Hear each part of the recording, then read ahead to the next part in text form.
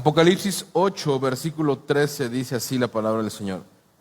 Entonces miré y oí volar a una águila en medio del cielo que decía a gran voz: ¡ay, ay, ay de los que habitan en la tierra!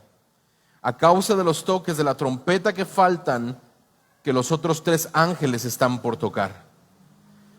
El quinto ángel tocó la trompeta y vi una estrella que había caído del cielo y a la tierra, del cielo a la tierra, y se le dio la llave del pozo del abismo. Cuando abrió el pozo del abismo, subió humo del pozo como el humo de un gran horno. Y el sol y el aire se oscurecieron por el humo del pozo. Y del humo salieron langostas sobre la tierra, y se les dio poder como tienen poder los escorpiones de la tierra. Se les dijo que no dañaran la hierba de la tierra, ni ninguna cosa verde, ni ningún árbol, sino solo a los hombres que no tienen el sello de Dios en la frente. No se les permitió matar a nadie, sino atormentarlos por 5 meses. Y su tormento era como el tormento de un escorpión cuando pica al hombre. En aquellos días los hombres buscarán la muerte y no la hallarán, y ansiarán morir y la muerte huirá de ellos. Y el aspecto de las langostas era semejante al de los caballos dispuestos para la batalla, y sobre sus cabezas tenían como coronas que parecían de oro, y sus caras eran como rostros humanos. Tenían cabellos como cabellos de mujer, y sus dientes eran como leones. También tenían corazas como corazas de hierro, y el ruido de sus alas era como el estruendo de carros de muchos caballos que se lanzan a la batalla. Tienen colas parecidas a escorpiones y aguijones, y en sus colas está su poder para hacer daño a los hombres por 5 meses. Tienen sobre ellos por rey al ángel del abismo, cuyo nombre en hebreo es Abadón y en griego se llama Apolión. El primer ay ha pasado. He aquí, aún vienen 2 ayes después de estas cosas. El sexto ángel tocó la trompeta, y oí una voz que salía de los 4 cuernos del altar de oro que está delante de Dios, y decía al sexto ángel que tenía la trompeta: suelta los 4 ángeles que están atados junto al gran río Éufrates. Y fueron desatados los 4 ángeles que habían sido preparados para la hora, el día, el mes y el año, para matar a la tercer parte de la humanidad. Y el número de los ejércitos de los jinetes era de 200 millones. Yo escuché su número, y así es como vi en la visión los caballos y a los que los montaban. Los jinetes tenían corazas color de fuego, de jacinto y de azufre. Las cabezas de los caballos eran como cabezas de leones, y de sus bocas salía fuego, humo y azufre. La tercera parte de la humanidad fue muerta por estas 3 plagas, por el fuego, el humo y el azufre que salían de sus bocas. Porque el poder de los caballos está en su boca y en sus colas, pues sus colas son semejantes a serpientes que tienen cabezas y con ellas hacen daño. Y el resto de la humanidad, los que no fueron muertos por estas plagas, no se arrepintieron de las obras de sus manos, ni dejaron de adorar a los demonios y a los ídolos de oro, de plata, de bronce, de piedra, de madera, que no pueden ni oír ni andar. Y no se arrepintieron de sus homicidios, ni de sus hechicerías, ni de su inmoralidad, ni de sus robos. Y vi a otro ángel poderoso que descendía del cielo envuelto en una nube, y el arco iris estaba sobre su cabeza, y su rostro era como el sol, y sus pies como columnas de fuego. Y tenía en sus manos un librito abierto, y puso el pie derecho sobre el mar e izquierdo sobre la tierra. Y gritó a gran voz como ruge un león, y cuando gritó, los 7 truenos emitieron sus voces. Después de que los 7 truenos hablaron, iba yo a escribir cuando oí una voz del cielo que decía: sella las cosas de los 7 que los 7 truenos han dicho, y no las escribas.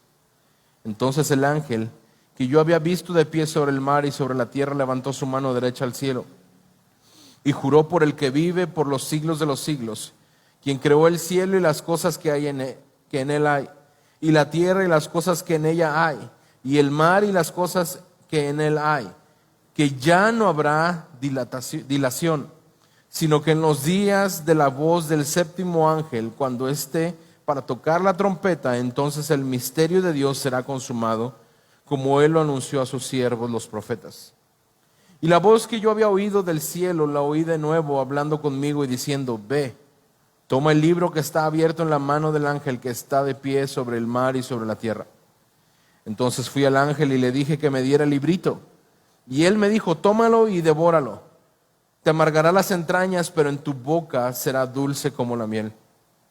Tomé el librito de la mano del ángel y lo devoré, y fue en mi boca dulce como la miel. Y cuando lo comí, me amargó las entrañas. Y me dijeron, debes profetizar otra vez acerca de muchos pueblos, naciones, lenguas y reyes. Señor, te adoramos, porque tu palabra, Señor, nos revela quién eres. Nos revela tu propósito y nos revela tus decretos, nos revela tu verdad y nos revela, Señor, tu propósito para esta tierra, para esta vida, para nuestras vidas, para lo que ha de venir. El día de hoy, abre nuestros oídos, abre nuestros ojos espirituales, nuestro espíritu completo sea dispuesto, nuestro espíritu, nuestra alma y cuerpo estén dispuestos a escuchar tu palabra, a conocer más de tu propósito, pero sobre todo, Señor, a responder a ella, viviendo, Señor, de acuerdo a tu voluntad para nuestras vidas, expresada en tu palabra. Te amamos, te glorificamos. Sé tú quien nos hable el día de hoy, en el nombre de Cristo Jesús. Amén. Juan continúa relatándonos las terribles consecuencias del juicio de Dios. Juan continúa hablándonos de aquel juicio que vendrá sobre aquellos seres humanos que han negado a aceptar la evidencia de su existencia y de su señorío sobre ellos. El Señor, estuvimos viendo hace algunas semanas acerca de los sellos, de la existencia de este libro, que no había quien fuera digno de tomar ese libro y abrir esos sellos. Hasta que un cordero como inmolado tomó ese libro y empezó a desatar estos sellos, a abrir estos sellos. Y con cada uno de estos sellos se fue dando a conocer cada uno de los juicios que vendría sobre la tierra. Y al romperse el séptimo y último sello de este libro, que solamente Jesús podía tocar, al abrir este séptimo sello, vimos que todo el cielo hizo silencio. Se hizo un silencio total y 7 ángeles se presentaron delante de Dios, cada uno portando una trompeta. También vimos cómo los primeros 4 ángeles la semana pasada, al tocar sucesivamente sus trompetas, provocaron terribles males sobre toda la tierra. El toque de la primera trompeta provocó granizo y fuego y se quemaron la tercer parte de los árboles, toda hierba verde. El toque de la segunda trompeta causó la caída de una masa de fuego al mar y la tercer parte del mar se convirtió en sangre, muriendo la tercer parte de los seres vivientes y naves que estaban en el mar. El toque de la tercera trompeta inició la caída de una gran estrella y la tercer parte de las aguas se convirtieron en venenosas y muchos murieron de sed. Y el toque de la cuarta trompeta trajo el oscurecimiento de la tercer parte del sol, la luna y las estrellas. Las 3 últimas trompetas están separadas de las primeras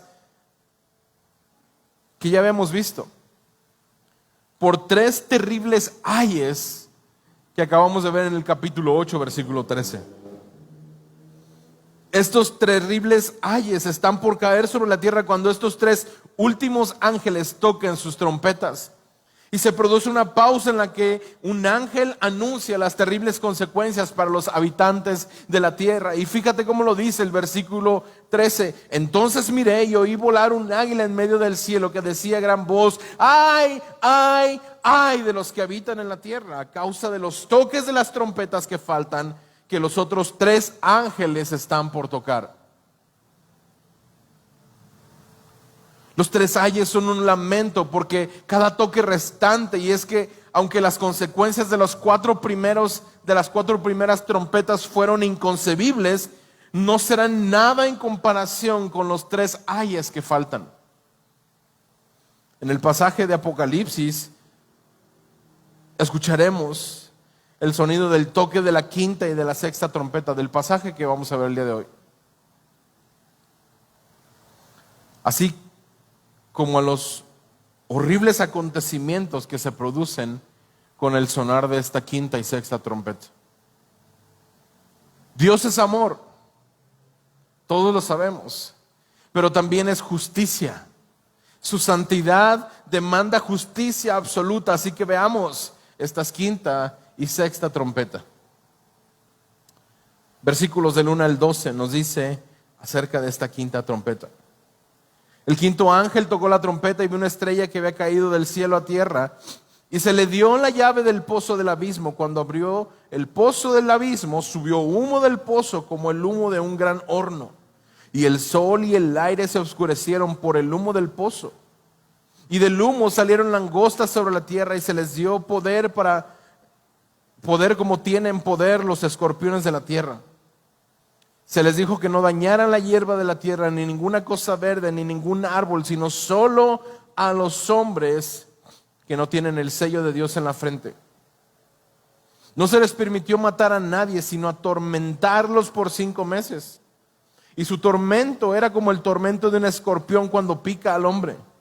En aquellos días los hombres buscarán la muerte y no la hallarán, y ansiarán morir, y la muerte huirá de ellos. Y el aspecto de las langostas era semejante a los caballos dispuestos para la batalla, y sobre sus cabezas tenían coronas que parecían de oro, y sus caras eran como rostros humanos. Tenían cabellos como cabellos de mujer, y sus dientes eran como los leones. También tenían corazas como corazas de hierro, y el ruido de sus alas era como el estruendo de carros de muchos caballos que se lanzan a la batalla. Tienen colas parecidas a escorpiones y aguijones, y en sus colas está su poder para hacer daño a los hombres por 5 meses. Tienen sobre ellos por rey al ángel del abismo, cuyo nombre en hebreo es Abadón y en griego se llama Apolión. El primer ay ha pasado. Aún vienen 2 ayes después de estas cosas. Juan tiene esta visión de una estrella que cae del cielo hacia la tierra. La pregunta que surge aquí es: ¿quién es esta estrella que había caído del cielo? Y si te diste cuenta, Juan no está diciendo vi una estrella que cae del cielo, y tampoco está diciendo vi una estrella que caerá del cielo. Juan está diciendo vi una estrella que había caído. Él está viendo algo que había sucedido y que tenía resultados en el tiempo que él estaba escribiendo. Y sea quien sea esta estrella, se nos dice que se le dio la llave del pozo del abismo. Y cada vez que tú escuches se le dio o se le fue dado o le ha sido dado, sabemos que es Dios quien otorga eso que se menciona. Y en este caso, quien le dio esa llave a esta estrella para abrir el pozo del abismo fue Dios. Es Dios. Dios es el que da el permiso y autoridad para que sucedan todas las cosas, como lo hemos venido diciendo. Dios está en su trono, sentado como rey soberano, y controla todo, gobierna todo. También podemos ver que Juan nos dice que esta estrella cayó y nos menciona el lugar en donde había caído. Nos dice que había caído en la tierra. Esta estrella había ocupado su lugar en el cielo, pero ahora está en la tierra. Muchos intérpretes de la palabra identifican esta estrella como un ángel malvado, es decir, Satanás. En Lucas 10:18, Jesús le dice a los 70 que había enviado: yo veía a Satanás caer del cielo como un rayo. Juan mismo, aquí en Apocalipsis, la próxima semana, es el capítulo 12, versículos del 7 al 9, nos dice: entonces hubo una gran guerra en el cielo. Miguel y sus ángeles combatieron contra el dragón, y el dragón y sus ángeles lucharon, pero no pudieron vencer, ni se halló ya lugar para ellos en el cielo. Y escucha esto: y fue arrojado el gran dragón, la serpiente antigua, como se llama, el diablo y Satanás, el cual engaña al mundo entero. Fue arrojado a la tierra, y sus ángeles fueron arrojados con él. Isaías capítulo 14, versículos 12 nos dice: como caíste del cielo, oh lucero, hijo de la mañana, cortado fuiste por tierra. tú que debilitabas a las naciones.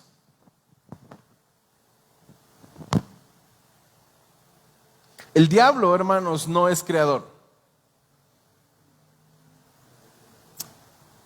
Satanás es un ángel que cayó junto con sus seguidores. Y a causa de su rebelión, fueron echados de la presencia de Dios, Satanás y sus seguidores. Y cayó sin esperanza de recuperación. Pero vemos que la Biblia dice que Satanás le fue entregada una llave, la cual, como ya habíamos mencionado, significa que Dios está permitiéndole que lleve a cabo, como lo leeremos a continuación, sus propósitos. La llave demuestra autoridad y poder. Una autoridad y un poder que ha sido dado directamente por Dios. No olvidemos esto. Dios está en control de todo. Esta llave se le dio con un propósito específico para llevar a cabo el plan de Dios. Un plan que podemos darnos cuenta incluye poderes malignos, devastación y terror. Y uno de estos seres malignos, nos dice, son estas langostas que han salido del pozo del abismo. Este lugar que es mencionado en otras partes también del Apocalipsis como referencia al lugar donde mora Satanás, el abismo. Y nos dice el versículo 3 que salen unas langostas. Del humo salieron langostas sobre la tierra y se les dio poder como tienen poder los escorpiones de la tierra. Se les dijo que no dañaran la hierba, ni ninguna cosa verde, ningún árbol, sino solamente a los hombres que no tienen el sello de Dios en la frente.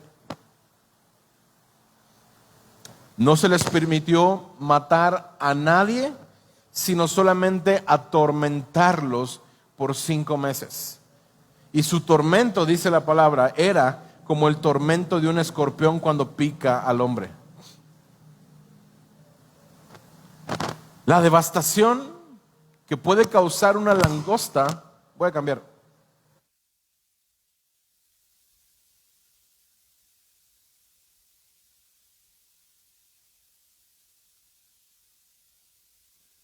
El terror que pueden causar las langostas son casi increíbles. Por todo el Antiguo Testamento, las langostas son el prototipo de destrucción. La descripción más gráfica y realista y terrible de su poder destructivo se encuentra en los 2 primeros capítulos del libro del profeta Joel, donde dice que habían arruinado viñas, desnudaron árboles de su corteza, los campos estaban arruinados, destruyeron cosechas de cereales, todos los árboles del campo fueron destruidos y se secaron. Las ovejas y las cabras se murieron de hambre porque no quedaba pasto.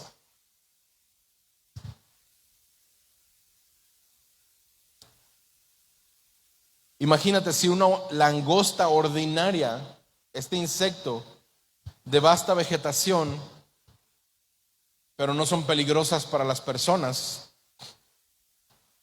Ahora imagínate estas langostas que nos dice aquí Apocalipsis que salen del abismo.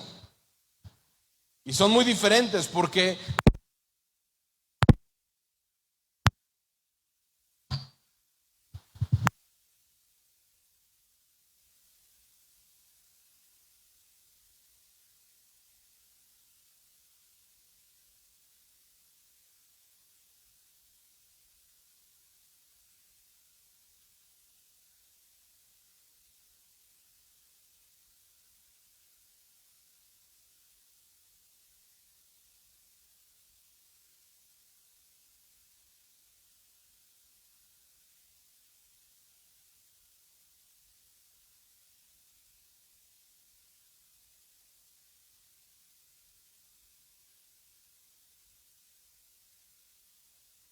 las víctimas de un escorpión se retuercen en agonía, producen espuma por la boca, rechinan sus dientes a causa del gran dolor que se experimenta.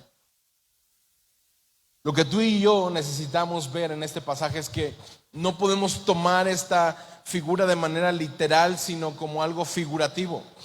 Algo que Juan está diciendo es que estas criaturas son criaturas que salen de lo más profundo de los abismos, es decir, del infierno mismo. Son criaturas demoníacas y realizan acciones demoníacas.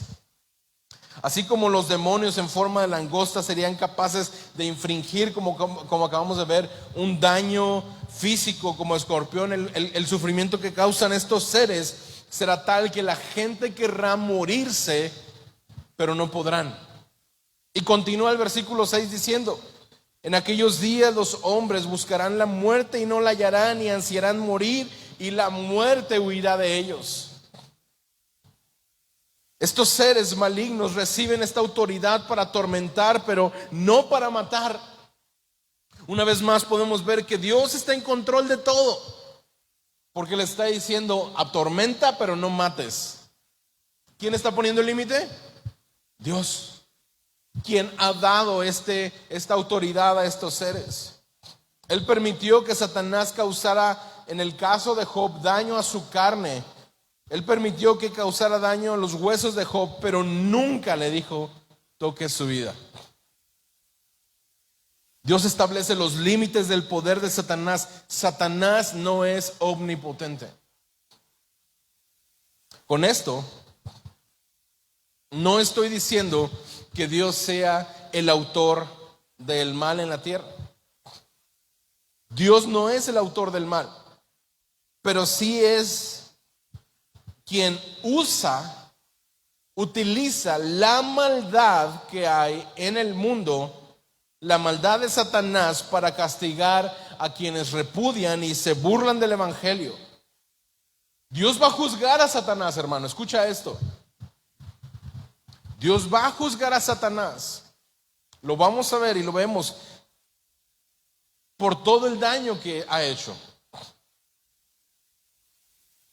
Pero Satanás también es un instrumento en las manos de Dios para ejercer juicio sobre aquellos que en este caso dice son los hombres que son indiferentes a Él y que viven dándole la espalda a Él. Como dice Romanos 1, Dios los ha entregado a la corrupción de su propio corazón. Dios los ha entregado a juicio a través de estas herramientas de maldad a las cuales Dios ha dado permiso para que atormenten a la humanidad. Dios permite que su pueblo sea guardado del maligno, pero vemos cómo Dios le ha dado poder a este enemigo peligroso, pero también nos dice que están sujetos a la voluntad de Dios. Dios limita el daño de estas langostas y les dice: solo atormentarás a aquellos que no tienen el sello de Dios. Eso quiere decir que los escogidos de Dios no se verán afectados como lo vimos la semana pasada, las consecuencias del pecado. La semana pasada vimos cómo la hierba, el mar, la tierra, la luna y las estrellas fueron afectadas, y eso provocó afectaciones a toda la humanidad. Y aunque a causa del pecado la tierra se ha visto afectada, ha caído en maldición, aún los escogidos somos afectados antes de ser salvados por Cristo y aún después de ser salvados por Cristo, por la tentación del maligno. Pero no es el mismo tipo de actividad que el Apocalipsis nos dice se está ejecutando en esta quinta trompeta. El ser humano no encontrará solución a las consecuencias del pecado de su vida, es lo que nos está diciendo. Sufrirán las consecuencias de ese pecado, ansiarán morir, pero dice: la muerte huirá de ellos. Anhelarán estar muertos, pero la muerte no llegará a ellos. Versículo 7 al 11, el aspecto de estas langostas, dice, era semejante al de caballos dispuestos para la batalla. Estas langostas, como lo hemos dicho, son una ilustración de este instrumento de maldad demoníaco que Dios usa para ejecutar juicio. Pero en el versículo 11 nos dice que ellas tenían por rey al ángel del abismo. Y es que la palabra da diferentes nombres a Satanás. Lo llama el engañador, lo llama diablo, tentador, enemigo, serpiente, acusador, Belzebú, Belial. Pero Juan lo llama en este pasaje Apolión y Abadón, que traducidos al español significa el destructor, lo cual es en gran manera opuesto al nombre de nuestro Salvador. Cada característica mencionada en estas langostas y en su rey se podría resumir: este juicio será un juicio de destrucción y de dolor.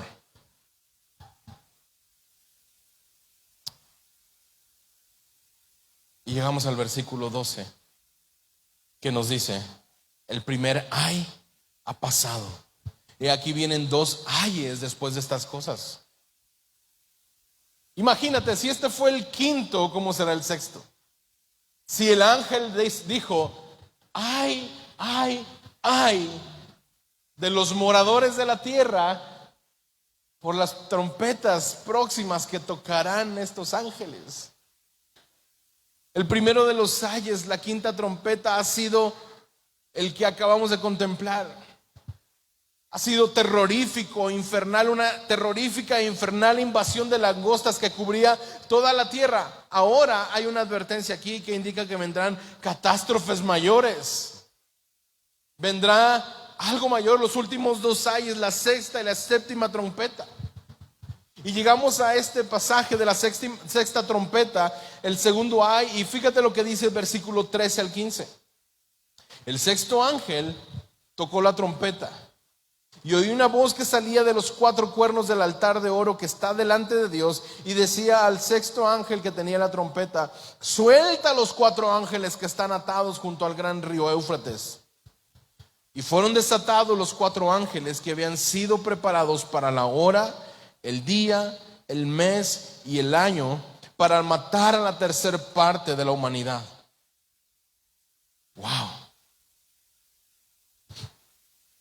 Cuando el sexto ángel tocó la trompeta, se escuchó una voz de mando que provenía de entre los cuatro cuernos del altar de oro. Ese altar de oro vincula el siguiente juicio con las oraciones de los oprimidos del pueblo de Dios. Este sexto ángel no solamente toca la trompeta, sino que a este ángel, esta voz que sale del altar, recibe la orden de desatar a cuatro ángeles que estaban alrededor del río Éufrates. La orden es dada por una voz que proviene del altar. ¿De quién es esa voz? Aquí se nos dice: oí una voz de entre los cuatro cuernos del altar de oro. Es Jesucristo quien da las órdenes. Él ha abierto el séptimo sello. Recuerda esto: este séptimo sello dio comienzo a estas 7 trompetas, eventos que nos llevarán a otros conjuntos o grupos de símbolos que vamos a estar viendo también, y representaciones que veremos más adelante. Pero ahora estos ángeles, este ángel que está tocando esta sexta trompeta, se le ha dado la instrucción también para desatar una ola de destrucción en la tierra. Desatar a 4 ángeles que se encontraban atados y que se encontraban aparte. Las calamidades que veremos con cada uno de estos ángeles al tocar de la trompeta van en aumento.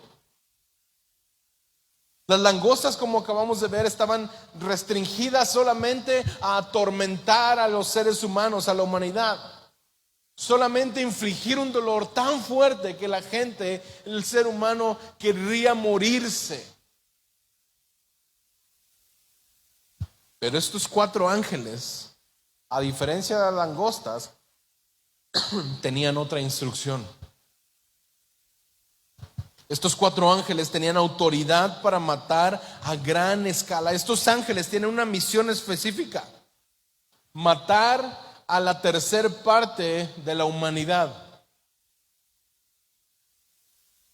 Y nos dice el pasaje que estos ángeles fueron activados únicamente en el tiempo de Dios. Nuevamente vemos a Dios teniendo control de todas las cosas.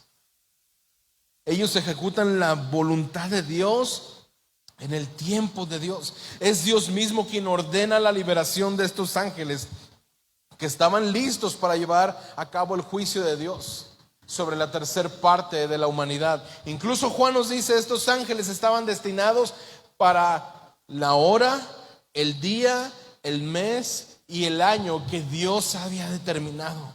A esto podemos ver que es Dios quien determina el momento exacto.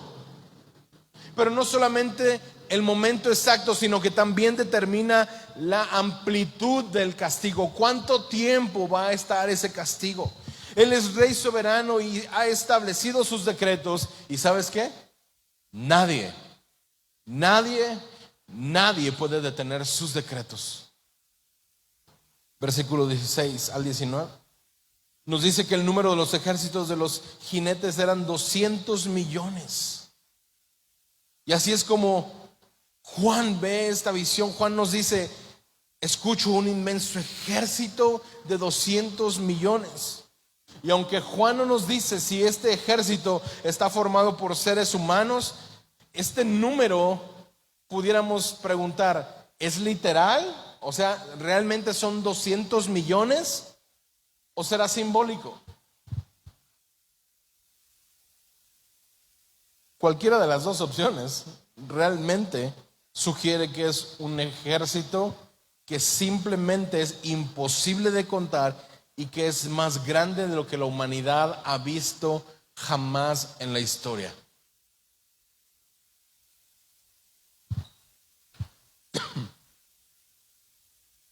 ¿Podría ser factible reunir un ejército tan numeroso? Tal vez.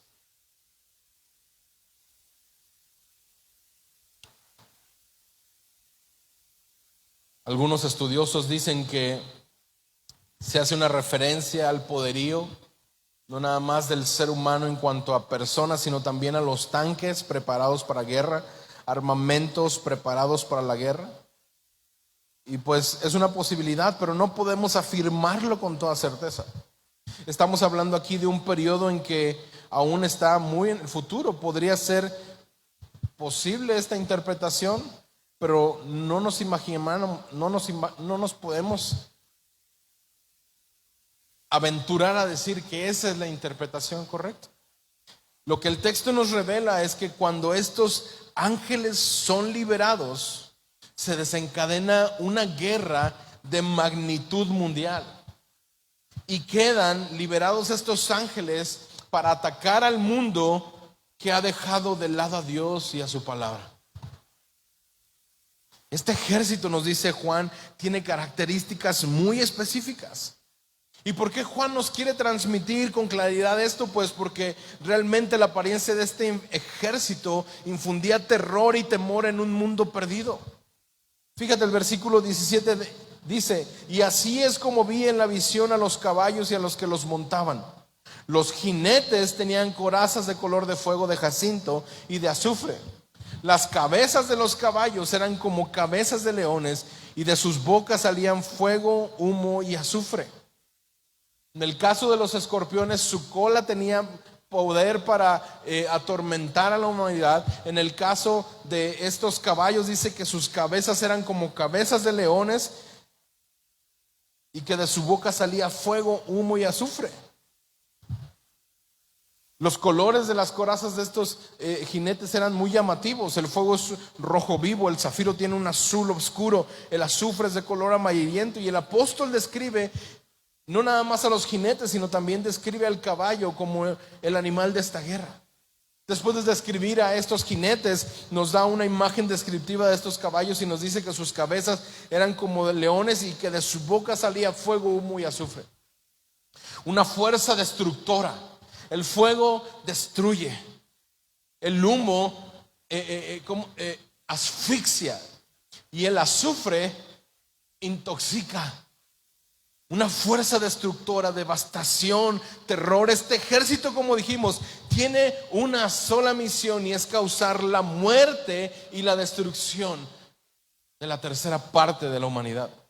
Y nos sigue diciendo el versículo 18 que la tercera parte de la humanidad morirían a causa de estas plagas que salían de la boca de estos caballos. ¿Cuáles eran? Fuego, humo y azufre. ¿Te imaginas estos animales? ¿Te imaginas estas escenas que estamos viendo?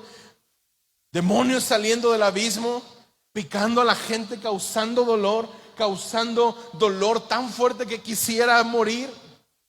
Siendo desatados estos ángeles desatados para enviar a estos jinetes y a estos caballos, que de su boca sale fuego, sale humo, sale azufre.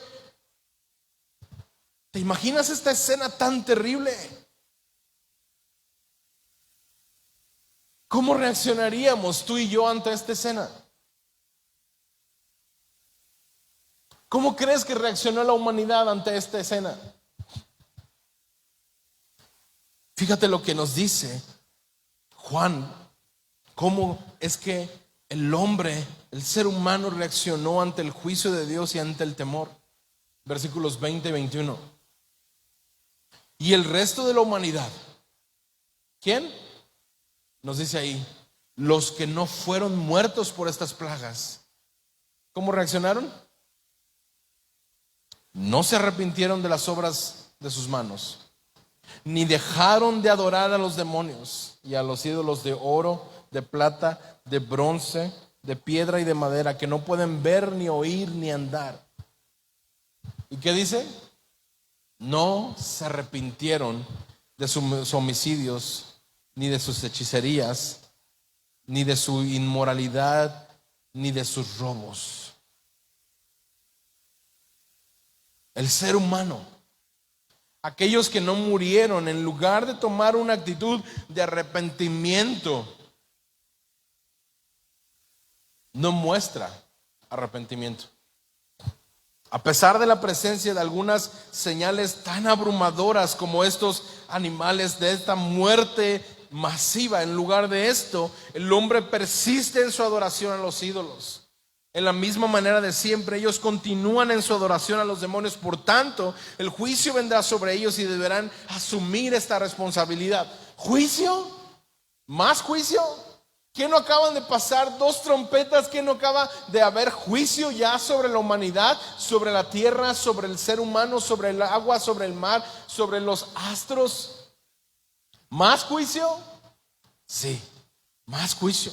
El propósito de estas 6 trompetas es llamar a los pecadores endurecidos al arrepentimiento, a la conversión, a una vida nueva, a traer juicio sobre aquellos que no ejercen o que no han puesto su mirada y su confianza en aquel que vino a rescatarnos. Como acabamos de ver, en lugar de causar arrepentimiento, el ser humano reaccionó sin arrepentimiento. Cuando estudiamos los 7 sellos, no sé si lo notaste, pero entre el 6º y el 7º sello hubo una pausa o un interludio que fue el capítulo 7. Y ahora, con las 7 trompetas sucede algo similar. En el capítulo 8 y 9 vimos el toque de las primeras 6 trompetas. Y el toque de la 7ª trompeta lo vamos a ver, pero lo vamos a ver hasta la próxima semana en el capítulo 11.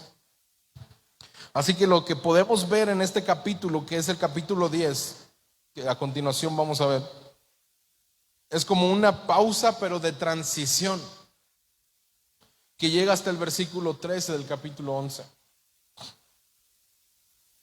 Y es que esta secuencia de Juan de 7 sellos, 7 trompetas, 7 copas, podríamos caer en la tentación de pensar que son eventos separados, aislados, secuenciales quizá. Pero podemos ver en detalle que el capítulo 9 termina con el sonido de la 6ª trompeta en un total de 7 trompetas, el cual va acomodando el fin de las cosas.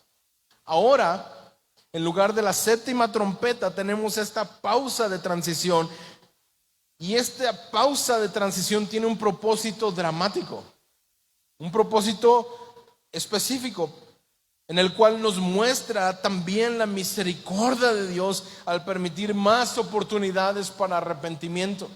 Es como si Dios condujera las cosas hasta el final, pero se detiene un poco para darle a la humanidad más tiempo para que se arrepienta. Fíjate, versículo 1 al 3 del capítulo 10. Vi a otro ángel poderoso que descendía del cielo, envuelto en una nube, y el arco iris estaba sobre su cabeza, y su rostro era como el sol, y sus pies como columna de fuego, y tenían en su mano un librito abierto. Y puso el pie derecho sobre el mar y el izquierdo sobre la tierra, y gritó a gran voz como ruge un león. Y cuando gritó, los 7 truenos emitieron sus voces. ¿Qué es lo que Juan vio en que nos está diciendo en estos pasajes que vio? Nos está diciendo que vio un ángel poderoso, pero ¿quién es este ángel poderoso?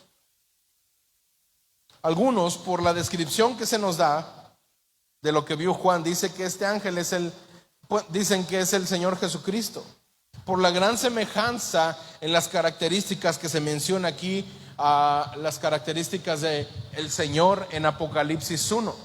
Y Apocalipsis 1 sí nos está hablando del Señor Jesús, pero la pregunta es: ¿este ángel realmente Jesucristo? Realmente no podemos identificar a este ángel con Jesucristo, y te voy a dar algunas razones. En ninguna parte de este pasaje se rinde adoración. En ninguna parte. Si tú has analizado cada pasaje que hemos estado viendo, cuando el Cordero, el Señor Jesucristo se presenta, hay adoración. Caen rendidos delante de Él. Pero en este pasaje no lo hay. Otra razón es que Apocalipsis no llama a Jesús como un ángel. No lo menciona como un ángel. Cada vez que se expresa de Jesús, lo dice como Jesucristo, o como el Cordero, o como el león, o como la figura que Jesucristo representa. Otra razón más es porque este ángel, en el versículo 6, fíjate esto, aquí en el versículo 6 del capítulo 10, este ángel hace un juramento por el que vive de los siglos de los siglos. Entonces, aquí se nos dice que este es otro ángel. Si te fijas, dice versículo 1, y vi a otro ángel. Juan ya había visto un ángel. En el capítulo 5, versículo 2, se nos había presentado ya este ángel. Cualquier cosa que sea idéntica, cualquiera que sea la identidad exacta de quien se nos está hablando, claramente este ángel ha venido de la misma presencia de Dios. Sea quien sea este ángel viene de la misma presencia de Dios, porque fíjate, dice, descendía del cielo. Hay ángeles que salen del foso, del abismo, pero este ángel, ¿de dónde viene? Del cielo. Y muestra, dice ahí, poder y autoridad. Juan describe como poderoso a este ángel por el aspecto físico. Dice de su cabeza, de sus hombros y de sus piernas. Y se nos dice que es poderoso aparte de su aspecto físico. Creo que es importante que podamos resaltar que es necesario un gran poder para poder ejecutar el propósito de Dios. De hecho, este ángel viene de haber estado en la presencia de Dios. Ahora, este ángel fuerte, nos dice Juan, está envuelto en una nube con el arco iris sobre su cabeza. Esta es su vestimenta. Como enviado especial de Cristo, hay otra clase de nubes. La nube de la gloria, que está relacionada con la segunda venida de Cristo. Pero el ángel al que Juan describe aquí solo está envuelto por una nube más aún. este ángel hará un anuncio que viene de el Señor, de que Él viene pronto. Este ángel fuerte, poderoso, luce sobre su cabeza un arco iris. Dice, este es un recordatorio, como un recordatorio del pacto que Dios hizo con el hombre, de que a pesar de los juicios rápidos, sucesivos, extraños, misteriosos, terribles, que superan toda descripción, el arco iris es una señal que nos indica que Dios no enviará otro diluvio para destruir a la humanidad otra vez. Versículos 2 y 3 nos habla de algo muy importante que este pasaje nos quiere hacer ver también. Versículo 2 dice: y tenía en sus manos un librito abierto, y puso el pie derecho sobre el mar y el izquierdo sobre la tierra, y gritó a gran voz como ruge un león. Y cuando gritó, los 7 truenos emitieron sus voces.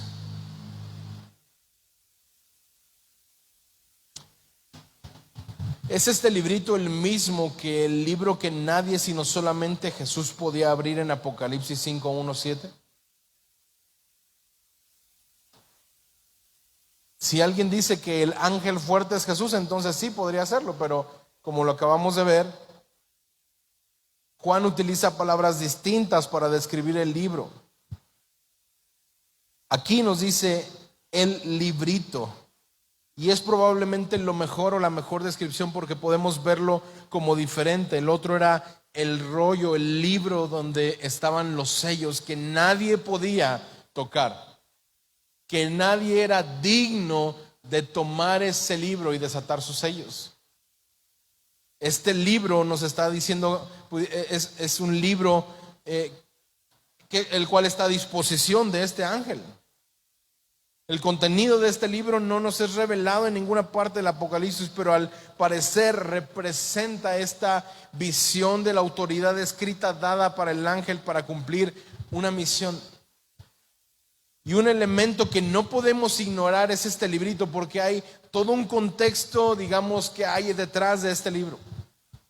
Hay un anuncio primordial al cual Juan tiene que poner mucha atención. En el versículo 4, Juan habla de 7 truenos que hablaron un mensaje que Juan iba a escribir y que le dijeron: no lo escribas, sella eso. El versículo 6 hace referencia a un cumplimiento que no dilataría más, es decir, es algo que es concreto ya, que se había hablado ya. Y el versículo 7 habla de un misterio que sería consumado, algo que ya había sido comunicado anteriormente, pero que vendría a consumación. Es decir, hay un contenido en este librito que Dios está queriendo dar a conocer, y la posición del ángel proyecta esta autoridad en la tierra y en el mar. Dice que sus pies estaban, un pie sobrepuesto en la tierra y otro sobrepuesto en el mar. Su autoridad puede ser directa o indirecta, pero lo que sí podemos ver es que hay una autoridad. Este ángel está mostrando la posición de autoridad sobre la tierra, sobre el mar. Y dice el versículo 4: después de que los 7 truenos hablaron, yo iba a escribir, cuando oí una voz del cielo que decía: sella las cosas que los 7 truenos han dicho y no las escribas. Lo que aquí observamos es que el sonido de estos 7 truenos, Juan lo podía entender. Juan pudo entender lo que estos 7 truenos hablaron, y tenemos su confirmación porque Juan estaba anotando todos los detalles de las visiones que estaban siendo reveladas, pero por primera vez se le prohibió escribir lo que habría oído. ¿Por qué se le dice a Juan que selle lo que estas voces de trueno habían hablado? Este es el único lugar, hermano, en el libro de Apocalipsis donde un episodio o donde algo que se ha hablado es sellado y es cerrado. Ninguna otra cosa fue sellada. Al final del libro, Dios afirma que Él ha revelado todo, que Él no mantiene nada oculto y no ha retenido ninguna información del hombre. En el capítulo 22, versículo 10 dice: no selles la palabra de la profecía de este libro, porque el tiempo está cerca. Sin embargo, en este particular mensaje no se le permite escribir lo que Juan escuchó. Entonces, dice el versículo 5 al 7. El ángel que yo había visto de pie sobre el mar y sobre la tierra levantó su mano derecha al cielo y juró por el que vive por los siglos de los siglos, quien creó el cielo y las cosas que en él hay, y la tierra y las cosas que en ella hay, y el mar y las cosas que en él hay, que ya no habrá dilación, sino que los días de la voz del séptimo ángel, cuando esté para tocar la trompeta, entonces el misterio de Dios será consumado, como él lo anunció a sus siervos los profetas. Este ángel fuerte da un juramento solemne declarando el fin irrevocablemente vendrá. El fin irrevocablemente ha sido puesto en movimiento. Ya no habrá más tiempo, ya no hay vuelta atrás. Y aquí nos surge, no sé si a ti te surge, a mí me surgió esa pregunta: ¿de qué misterio está hablando este ángel? Un aspecto importante de este misterio es que ha sido declarado a sus siervos los profetas. Recuerda que en el vocabulario bíblico un misterio no es algo que nadie reconoce. Un misterio es algo que nadie podría saber a menos que le fuera revelado. Lo puedes saber quizá por intuición o por investigación personal, entonces no es un misterio, porque los misterios deben de ser revelados. Por lo tanto, algo puede ser conocido y aún permanecer como un misterio en el sentido bíblico. Es difícil decir cuál es este preciso misterio de Dios, porque la frase que Juan está utilizando en muchos tiempos o aspectos es diferente en cuanto al plan de Dios. Por ejemplo, Romanos 11:25 nos habla de la conversión definitiva de los judíos y la llama un misterio. También en Efesios 3, del 3 al 11, nos dice que el propósito de Dios para la iglesia es llamada un misterio. En Romanos 11:25, el traer la plenitud de los gentiles es llamado un misterio. La presencia misma viva de Jesús en el creyente es llamada un misterio de Dios, es un misterio de Dios, como lo dice Colosenses 1:27. El mismo evangelio es un misterio de Cristo, según Colosenses 4:3. Y en este contexto, el misterio de Dios probablemente se refiere al desarrollo de su resolución en las cosas, a la terminación del plan de la eternidad. El misterio de Dios, el cual es declarado como sujeto del cumplimiento de la historia. Posiblemente este misterio también toma en cuenta la gran pregunta: ¿por qué Dios le permite a Satanás y al hombre revelarse a sus propios misterios, de sus propios caminos? Este misterio, como lo acabamos de decir, puede quedar sin contestar a menos de que alguien lo revele. Y Dios libremente reconoce que la vida el día de hoy está llena de misterios, pero no siempre será así. Vendrá un día en el que todas las preguntas serán contestadas. Un aspecto también importante de este misterio es que ha sido declarado a los siervos, los profetas. Versículo 8.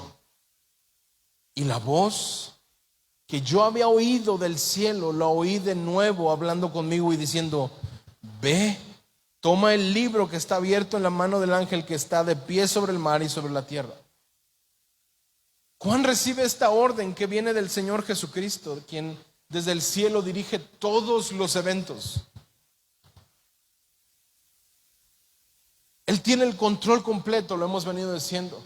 Él tiene la autoridad, y Juan le contempla ya no como el buen maestro, ni siquiera como el Cristo sufriente, despreciado y finalmente crucificado. Juan ahora lo está viendo como el Señor absoluto, y durante todo Apocalipsis nos lo ha mostrado de esta manera. Jesús es el Rey soberano, el Señor absoluto, rodeado de gloria y de poder, que es el dueño y juez de toda la tierra. Un Dios ensalzado supremamente, a quien se le ha dado nombre sobre todo nombre. Y aparentemente Juan, después de haber sido llamado al cielo para presenciar varias escenas allá, ahora ha regresado a la tierra en el Espíritu, porque el librito que estaba en la mano de Dios el Padre y en las del Señor Jesucristo, ahora le sería entregada y transferido a Juan. Fíjate, versículo 9 y 10 dice: entonces fui al ángel y me dijo que me diera el librito, y él me dijo: tómalo, cómelo,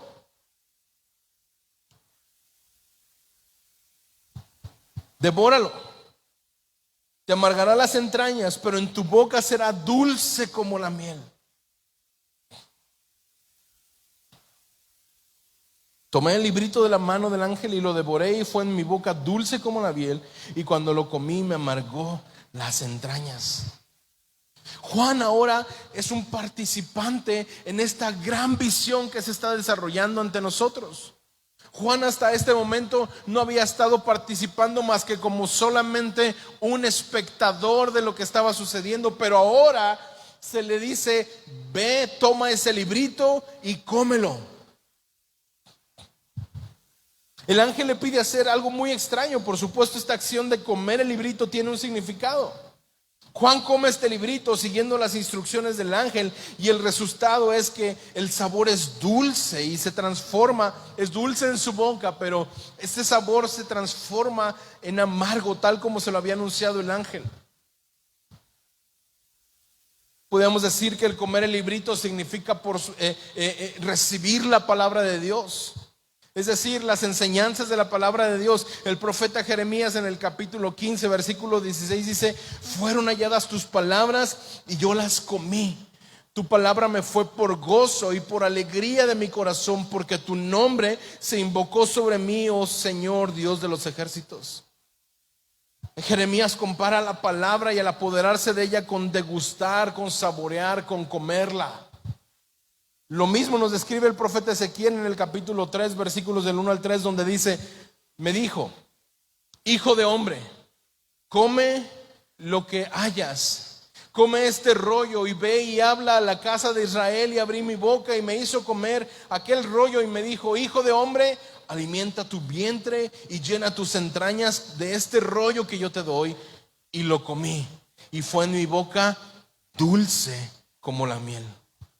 No se está hablando de pan, pero sí de la palabra de Dios. Es alimento, pero también puede resultar agridulce. Nuevamente podemos leer en Proverbios capítulo 16, versículo 24, que nos dice: panal de miel son dichos suaves, suavidad al alma y medicina para los huesos.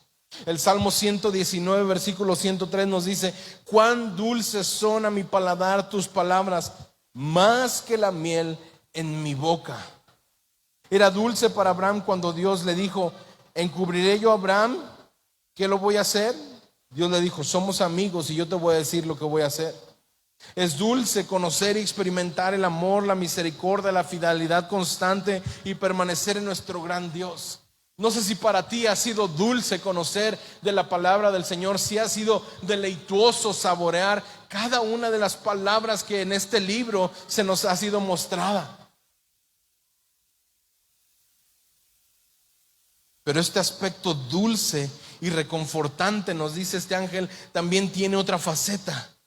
Cuando descubrimos que inevitablemente se acerca el juicio. Hermano, Juan recibió con asombro, con gusto, con buen sabor en su boca la palabra de Dios. Pero al entender que dentro de la palabra de Dios también vienen los juicios de Dios, le produjo una gran pena en su alma, tristeza en su corazón. Fue dulce en su boca, pero amarga en su digestión. Si tú y yo nos deleitamos en leer la palabra del Señor y disfrutamos de ella, como dijimos ahorita, puede ser deleitoso. Pero debemos de saber, hermanos, que los juicios de Dios justo caerán sobre la tierra. Y esto, hermano, nos debe de llevar a pedir a Dios que Él nos permita ver como Él, las cosas como Él las ve, para comprender su pensamiento compasivo al mostrarnos a Cristo Jesús en la palabra, al mostrarnos la única esperanza de salvación y de redención, lo cual es dulce para nuestro ser. Pero también ser compasivos como Él lo es. porque habrá gente que experimentará el juicio de Dios si tú y yo no les hablamos de este Redentor. Cuando miramos alrededor y vemos que nuestra sociedad rechaza a Cristo a pesar de todo el juicio, de todo el dolor, de toda circunstancia que se está viviendo el día de hoy en la tierra. Durante toda esta semana pasada estuvimos escuchando plenaria tras plenaria tras plenaria hablar acerca del dolor, hablar acerca del sufrimiento, hablar acerca de cómo el dolor va a venir indefectiblemente a la vida del creyente. Pero si el creyente experimenta dolor, gracias a Dios tenemos a Cristo Jesús, quien es nuestra ancla de la cual podemos sostenernos y dar gloria a Dios a través incluso del dolor que experimentamos. Pero ¿qué de aquellos que no tienen a Cristo Jesús? ¿Qué de aquellos que están experimentando dolor constantemente y están sumidos en su pecado y no hay esperanza para ellos? Que no conocen de esa esperanza que tú y yo conocemos. ¿No es eso amargo? ¿Acaso no causa dolor saber que tenemos familiares que se perderán si no vienen a Cristo Jesús? ¿No es eso amargo dentro de nosotros? La palabra viene a ser dulce en nuestro paladar porque hemos conocido al Señor, pero qué dolor causa, qué amargura podemos sentir en nuestro corazón por aquellos que se están perdiendo sin Cristo el día de hoy. El versículo 11 nos da una clara instrucción. El ángel dio una clara instrucción a Juan y le dijo, versículo 11, y me dijeron: debes profetizar otra vez acerca de muchos pueblos, naciones, lenguas y reyes. Juan estaba convencido de que todas las naciones y todos los pueblos de todas las razas y lenguas deberían escuchar la palabra de Dios. No solamente deberían escuchar la buena noticia del amor de Dios, sino que deberían de ser advertidos también del juicio venidero que se acerca. Por toda esa carga de conocimiento previo del cual se dio cuenta que ocurrirían, el apóstol Juan sentía gran dolor y tristeza. Y esa, hermanos, es la verdadera razón por la cual estas visiones le resultaron dulces, pero al mismo tiempo amargas. Era necesario que él profetizara a muchos antes de la segunda venida de Cristo. Hermano, estoy terminando. Tú y yo sabemos lo que ocurrió. Tú y yo sabemos cómo el ser humano fue creado en perfección en el Edén, y el pecado en el capítulo 3 de Génesis vino a causar dolor, muerte, maldición, y todo lo creado fue maldito a causa del pecado. Tú y yo sabemos tantas profecías, tantas cosas que hemos visto del Antiguo Testamento y cómo muchas de ellas han venido a cumplimiento en el Nuevo Testamento.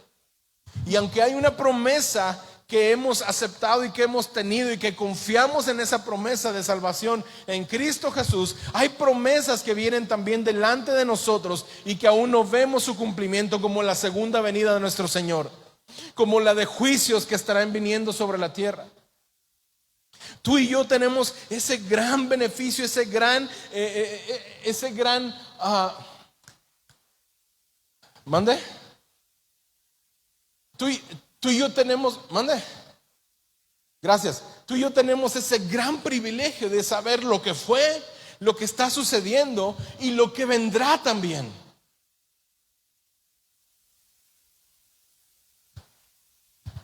Pero tú y yo debemos de estar expectantes de lo que un día sucederá. Nuestro Salvador regresará, pero vendrá también juicio. Pero vendrá también el momento en donde el ángel diga: ya no habrá más. Mi presencia ya no estará ahí. Pero mientras eso suceda, hermanos, tomemos el evangelio que se nos ha sido dado, del cual hemos comido y nos hemos deleitado en nuestro paladar de las dulces palabras, de la dulce esperanza que hay en ese evangelio.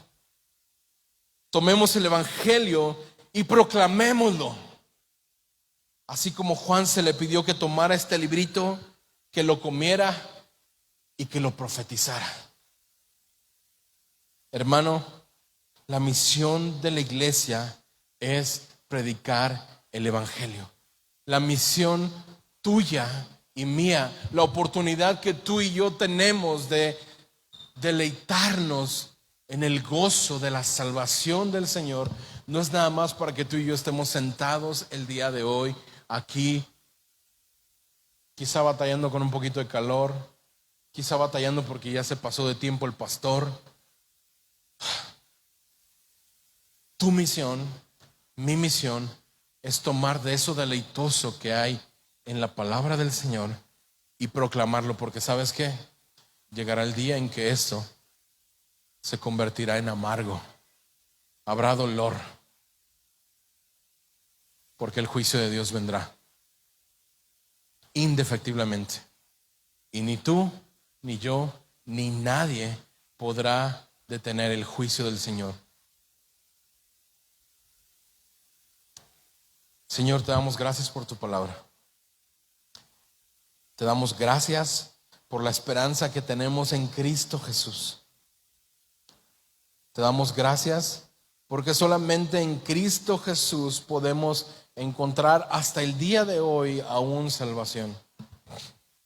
Te damos gracias, Señor, porque hasta el día de hoy tu palabra ha sido como miel en nuestra boca.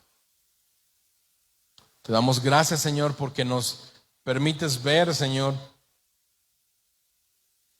esos secretos, esas escenas terroríficas de las cuales nos habla Juan en el capítulo 9, Señor. Como el juicio vendrá y destruirá y matará y acabará, pero también nos permite ver cómo el corazón humano es necio, es terco, Señor. Y a pesar de ver tanto sufrimiento y a pesar de experimentar dolor, Señor, el ser humano sigue adorando a sus ídolos, sigue deleitándose en las obras de su mano, sigue enorgulleciéndose de su pecado y maldiciendo a Dios. Pero oh, gloria sea dada a Cristo Jesús, quien nos ha redimido y por quien hemos sido salvos y justificados el día de hoy, que nos permite ver y entender el propósito de Dios para que podamos tomar de ese gozo, de esa bendición que se nos ha sido dada por gracia, y de la misma manera por gracia podamos hablar y predicar y profetizar de este Cristo que ha venido para ser la esperanza de aquellos que están envueltos en su pecado.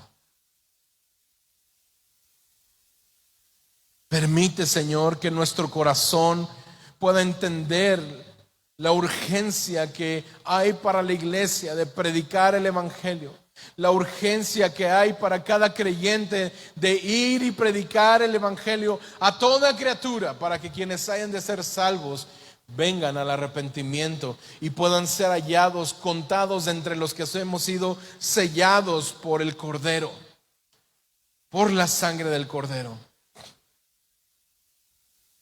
Gracias, Señor, por tu palabra. Permítenos, Dios, responder a tu palabra. Permite, Señor, que nuestra vida pueda responder, Señor, de la manera en la que tú anhelas que como tus hijos respondamos a esta invitación. Te damos gloria y reconocimiento porque estás sentado en el trono, gobiernas y reinarás por los siglos de los siglos. Amén y amén.